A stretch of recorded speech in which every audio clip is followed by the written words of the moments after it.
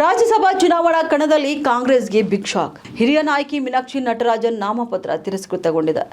ಮಧ್ಯಪ್ರದೇಶದಿಂದ ರಾಜ್ಯಸಭಾ ಅಭ್ಯರ್ಥಿಯಾಗಿ ಸ್ಪರ್ಧಿಸುತ್ತಿದ್ದಂತ ಕಾಂಗ್ರೆಸ್ನ ಮೀನಾಕ್ಷಿ ನಟರಾಜನ್ ಅವರ ನಾಮಪತ್ರವನ್ನು ಚುನಾವಣಾ ಅಧಿಕಾರಿಗಳು ರದ್ದುಗೊಳಿಸಿದ್ದಾರೆ.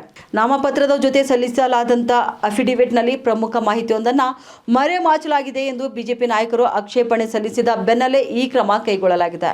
ಇನ್ನು ತೆಲಂಗಾಣದಲ್ಲಿ ಬಾಕಿ ಇರುವಂತಹ ನ್ಯಾಯಾಲಯದ ಪ್ರಕರಣದ ವಿವರಗಳನ್ನು ಚುನಾವಣಾ ಅಫಿಡವಿಟ್ನಲ್ಲಿ ಬಹಿರಂಗಪಡಿಸಲು ಅವರು ವಿಫಲರಾಗಿದ್ದಾರೆ ಎಂಬುದು ಬಿಜೆಪಿ ಆರೋಪ ಮಾಡುತ್ತಿದೆ. ಆದರೆ ಕಾಂಗ್ರೆಸ್ ಇದನ್ನು ತೀವ್ರವಾಗಿ ವಿರೋಧ ಮಾಡಿದೆ.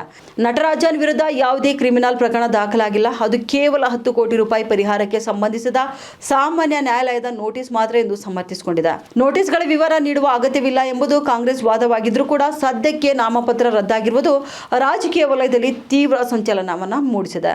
ಈ ರೀತಿಯ ರಾಜಕೀಯ ಬೆಳವಣಿಗೆ ಬಗ್ಗೆ ನಿಮ್ಮ ಅಭಿಪ್ರಾಯಗಳನ್ನು ಕಮೆಂಟ್ ಬಾಕ್ಸ್ನಲ್ಲಿ ಹಂಚಿಕೊಳ್ಳಿ. ದೇಶದ ಇಂತಹ ಪ್ರಮುಖ ರಾಜಕೀಯ ಅಪ್ಡೇಟ್ಸ್ಗಳಿಗಾಗಿ ನಮ್ಮ ಪೇಜನ್ನು ಈಗಲೇ ಫಾಲೋ ಮಾಡಿ ಹಾಗೂ ಈ ವಿಡಿಯೋನ ಲೈಕ್ ಮಾಡಿ ಮತ್ತು ಶೇರ್ ಮಾಡಿ.